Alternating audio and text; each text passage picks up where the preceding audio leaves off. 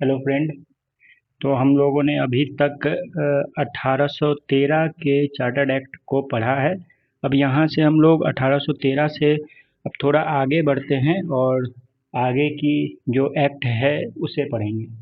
तो अगला जो चार्टर्ड एक्ट आया वो आया आपका 1833 में, एग्जैक्टली 20 साल के बाद।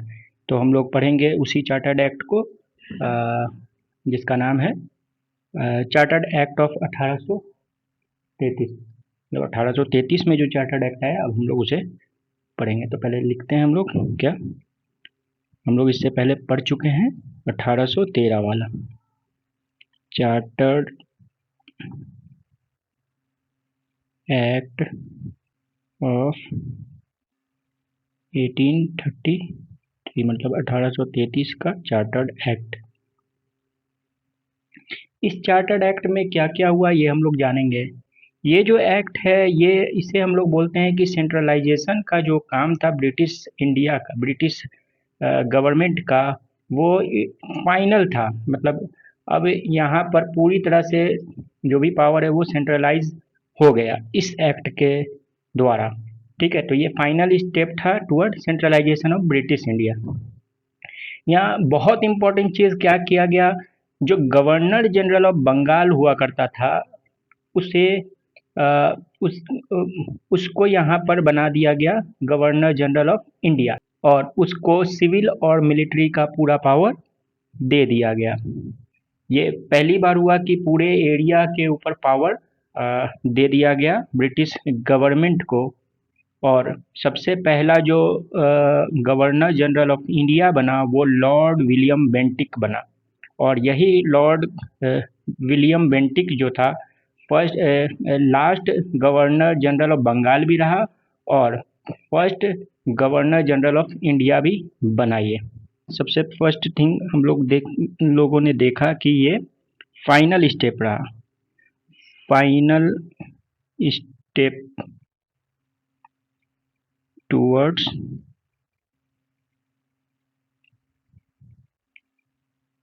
Centralisation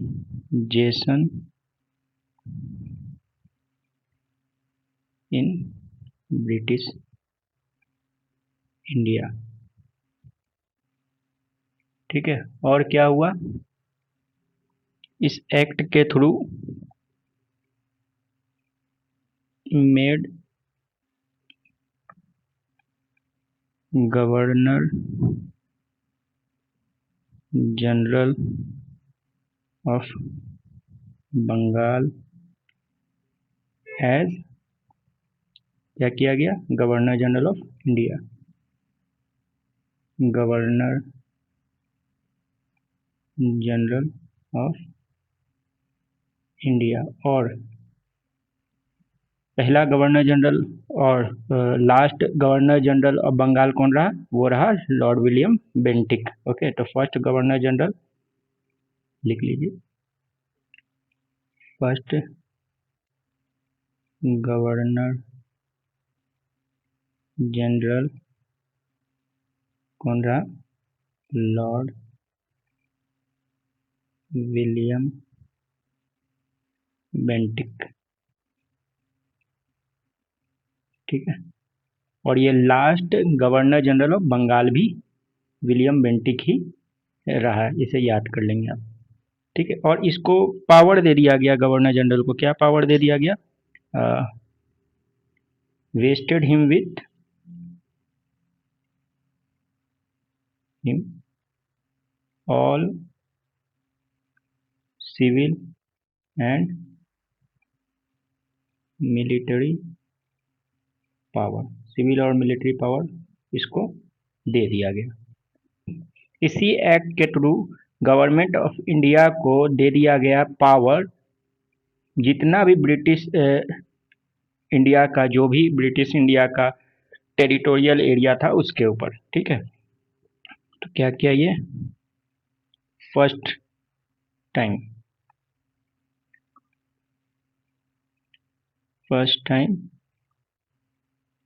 wasted with authority over entire, क्योंकि इससे पहले डिवाइड था ये चीज़। मद्रास के गवर्नर अलग यूज़ कर रहे थे, बॉम्बे के अलग, लेकिन यहाँ पर पहली बार क्या हुआ कि सेंट्रलाइज करके और पूरा जो पावर है वो गवर्नमेंट ऑफ इंडिया को, पूरा अथॉरिटी मतलब गवर्नर जनरल के अंडर में दे दिया गया। इंटायर टेरिटोरियल एरिया जो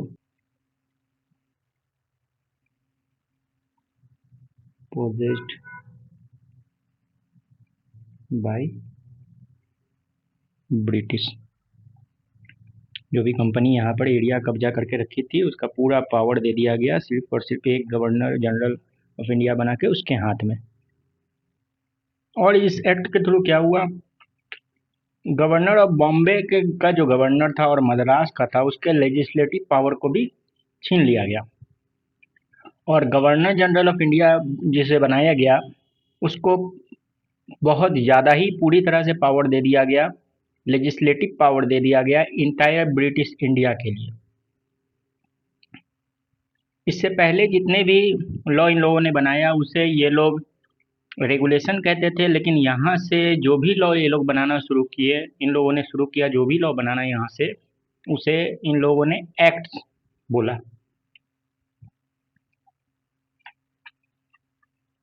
क्या हुआ, डिप्राइव कर दिया, क्या deprived governor of Bombay and Madras of their legislative power, छीन लिया गया उन लोगों का लेजिस्लेटिव पावर। और ये लेजिस्लेटिव पावर किसे दे दिया गया, गवर्नर जनरल ऑफ इंडिया को, ठीक है। क्या हुआ, governor general of India was given exclusive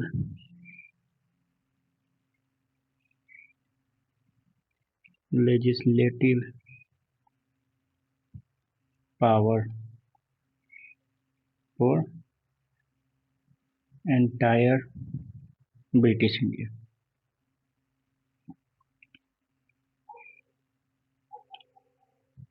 जैसा कि मैंने बोला, इससे पहले जो भी लॉ बनते थे उन्हें ये लोग रेगुलेशन कहते थे और अब एक्ट्स कहने लगे। Law made under previous acts were called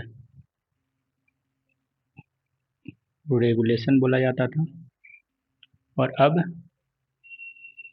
जो भी लॉ बनेगा उसे ये लोग एक्ट बोलेंगे। मेड अंडर दिस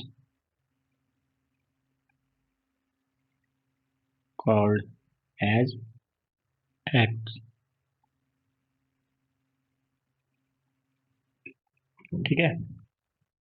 और क्या हुआ, यहाँ पर जो ब्रिटिश जो यहाँ पर कंपनी थी ईस्ट इंडिया कंपनी, उसके पास चाय और चाइना के साथ ट्रेड करने का जो मोनोपोली था उसको भी पूरी तरह से छीन लिया गया। अब पूरी तरह से ये जो कंपनी थी वो एक एडमिनिस्ट्रेटिव बॉडी बन गई, मतलब अब किसी भी तरह का ये ट्रेड फंक्शन नहीं कर रही थी। अब इसका जो जो भी पावर था ट्रेड का, चाइना के साथ भी और टी का और चाइना के साथ भी ट्रेड को ख़त्म कर दिया गया, ठीक है। और ये पूरी तरह से एडमिनिस्ट्रेटिव बॉडी बन गई। क्या किया गया, एंड कर दिया गया, ended the activities of EIC as commercial body. Now they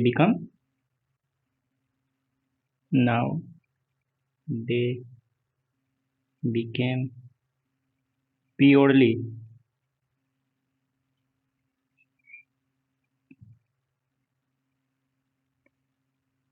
क्या एडमिनिस्ट्रेटिव बॉडी। कैसे? क्योंकि मोनोपोली जो है उसका भी खत्म कर दिया गया। Ended monopoly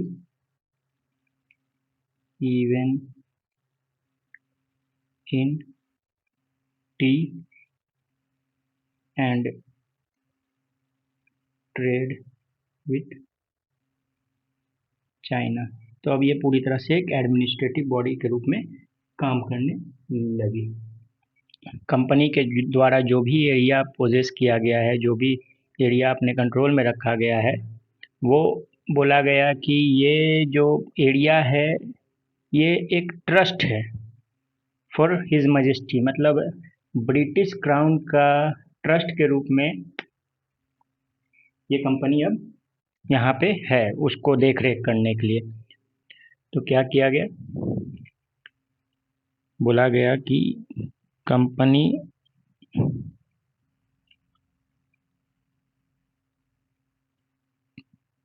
territories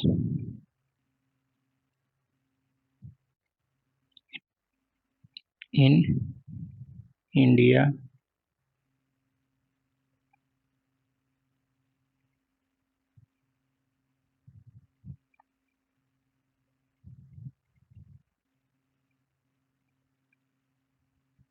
were held by, जो कंपनी के द्वारा हेल्ड किया जा रहा है, held by it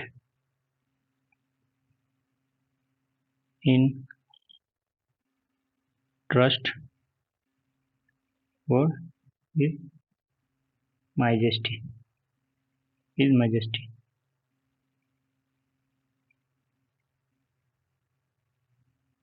his hairs and successors. Open competition introduce करने का भी कोशिश इसी एक्ट के थ्रू किया गया सिविल सर्वेंट के लिए। बोला गया कि इंडियन को किसी भी तरह के नौकरी या ऑफिस या एम्प्लॉयमेंट से वंचित नहीं रखा जाएगा, और वो भी ओपन कंपटीशन के माध्यम से सिविल सर्विस में जॉब कर सकते हैं। लेकिन इस एक्ट को, इस प्रोविज़न को जो है कोर्ट ऑफ डायरेक्टर के द्वारा अपोज किया गया, जिसके कारण ये जो प्रोविज़न है नहीं आ पाया। लेकिन ये एक पॉइंट है जो हमें लिख लेना चाहिए, ठीक है। Attempted to introduce system of open competition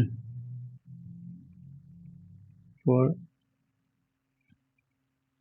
selection of civil servants and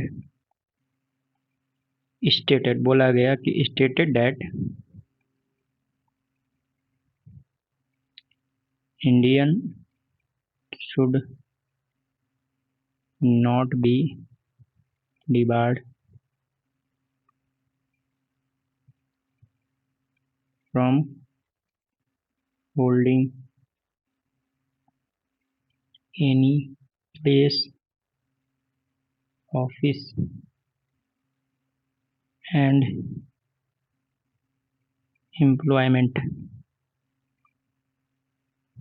under company. मतलब अब इन लोगों को भी, इंडियंस को भी ओपन कंपटीशन के माध्यम से इस प्रस्ताव को रखा गया, लेकिन इसको क्या किया गया? खारिज कर दिया गया। बट लेकिन क्या हुआ? provision was neglected.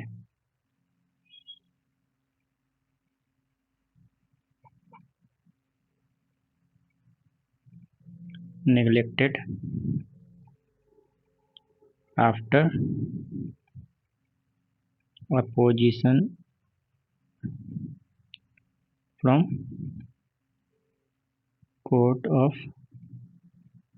Of director के द्वारा अपोजिशन हुआ, जिसके कारण इस प्रोविज़न को हटा लिया गया। तो हुआ क्या यहाँ पे कि बोर्ड ऑफ कंट्रोल का जो भी प्रेसिडेंट बनाया जाएगा वहाँ पे, उसको बोला जाएगा कि ये क्या है, मिनिस्टर है इंडियन अफेयर्स के लिए, ठीक है। और वही सुपरवाइज करेगा अब एडमिनिस्ट्रेटिव जो अफेयर्स है इंडिया का, ठीक है। तो अगला पॉइंट हम लोग लिख लेते हैं। अगला पॉइंट आ रहा है कि president of board of control will be known as the Minister of Indian Affairs. Minister of Indian Affairs, ठीक है। और यही जो बोर्ड ऑफ कंट्रोल है, जिसे हम लोग शॉर्ट फॉर्म में लिख रहे हैं बोर्ड ऑफ कंट्रोल, ये क्या करेगा, सुपरवाइज करेगा एडमिनिस्ट्रेटिव अफेयर को इंडिया में। क्या करेगा, supervise all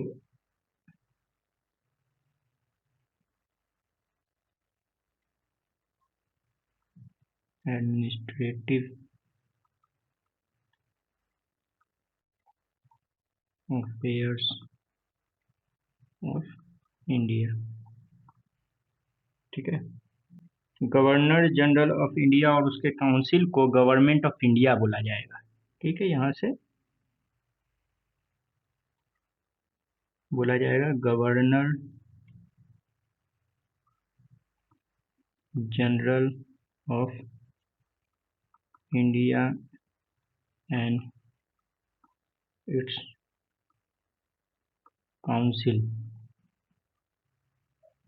to be known as government of India.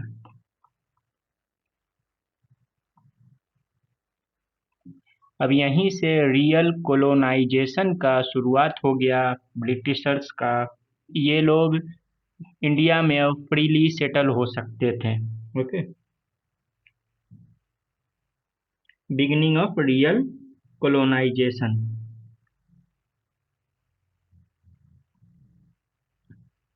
Beginning of real colonisation क्या होगा, now Britishers could settle freely in India. Governor general का जो काउंसिल था, हमने पिछले जो एक्ट है उसमें देखा कि उसे पहले तो 4 किया गया था और 4 से घटाकर फिर उसे 3 कर दिया गया था। इस एक्ट के थ्रू फिर से गवर्नर जनरल ऑफ काउंसिल में एक मेंबर को बढ़ा दिया गया और वो फिर मिलाकर टोटल 4 हो गए, ठीक है। यहाँ पर एक और चीज होता है कि इन क्योंकि वर्कलोड बढ़ते जा रहा था, इसलिए in governor general council 1 member added. ठीक है, now they become 4. They became total 4. जो चौथा मेंबर था उसे लॉ मेंबर की तरह ऐड किया गया। ठीक है, फोर्थ मेंबर्स लॉ मेंबर्स, वो लॉ मेंबर की तरह ऐड हुआ। और इसका काम क्या था, वो लेजिस्लेटिव फंक्शन और कोडिफिकेशन ऑफ लॉ का काम ये जो चौथा मेंबर है वो करेगा। यहीं से शुरुआत हो जाती है सेपरेशन ऑफ लेजिस्लेटिव और एग्जीक्यूटिव फंक्शंस की कंपनी के। मतलब यहाँ से सिंबलाइज कर दिया गया कि अब लेजिस्लेटिव और एग्जीक्यूटिव फंक्शन कहीं ना कहीं सेपरेट होता जा रहा है, सेपरेट करने की पूरी तरह से कोशिश की गई है।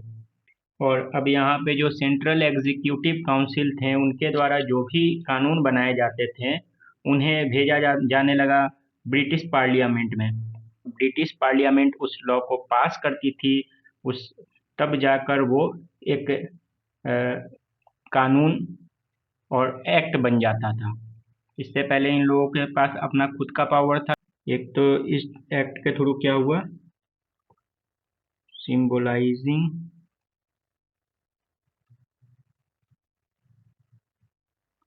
Beginning of separation of legislative and executive functions. ठीक है, यहाँ से फिर क्या हो रहा है कि लॉ जो बनाया जा रहा है यहाँ उसे भेजा जाने लगा कहाँ, ब्रिटेन। ठीक है, law made by central executive council. अब ये लॉ बन के कहाँ जाता था, गो टू ब्रिटिश पार्लियामेंट, और ब्रिटिश पार्लियामेंट पास करेगी तब जाके ये बनेगा। ठीक है, पास्ट देन तब ये लॉ बनेगा और एक्ट कहलाएगा। ये एक्ट ने एक प्रोविज़न डाला जिस प्रोविज़न के थ्रू स्लेवरी को इंडिया से पूरी तरह से ख़त्म कर दिया गया। रूल्स और रेगुलेशन बनाना ज़रूरी हो गया था क्रिश्चियन मिशनरी के लिए, तो इस प्रोविज़न के थ्रू रूल्स भी बनाए गए क्रिश्चियन मिशनरी के लिए, रूल्स और रेगुलेशन कि वो कहाँ जा सकते हैं, किस कैसे कैसे अपने धर्म का प्रचार कर सकते हैं। ठीक है, पहले क्या हुआ, act made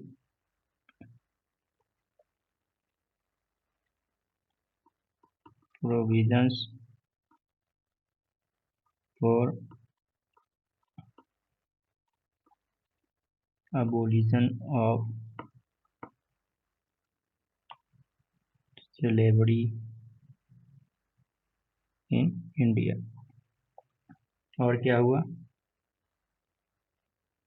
rules and regulations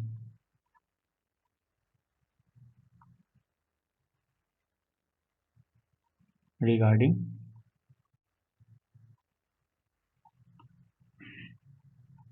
establishment and works of Christian missionaries। ठीक है, ये कुछ प्रोविजंस थे। और इस एक्ट को सेंट हेलेना एक्ट भी बोला जाता है। अब क्यों बोला जाता है ये भी हम लोग जान लेते हैं। ये एक्ट सेंट हेलेना के नाम से इसलिए जाना जाता है क्योंकि अफ्रीका और साउथ अमेरिका के बीच में एक आइलैंड है जिसका नाम है सेंट हेलेना।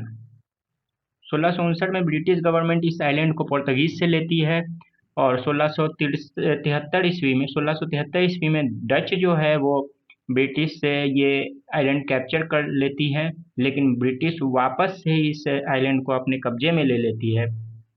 1673 में ही चार्ल्स टू जो है उसने इस आइलैंड को ईस्ट इंडिया कंपनी को दे दिया ताकि वो ब्रिटेन से जाएं, तो वहाँ होते हुए वो रुकते थे वहाँ पे कुछ समय के लिए, फिर वहाँ से होकर इंडिया की तरफ आते थे। ठीक है, तो वहाँ पे देख रेख करने के लिए ईस्ट इंडिया कंपनी को दे दिया गया ब्रिटेन द्वारा इस आइलैंड को। फिर 1833 में क्या हुआ, ब्रिटिश गवर्नमेंट इस आइलैंड को अपने कब्जे में वापस से ईस्ट इंडिया कंपनी से ले लेती है।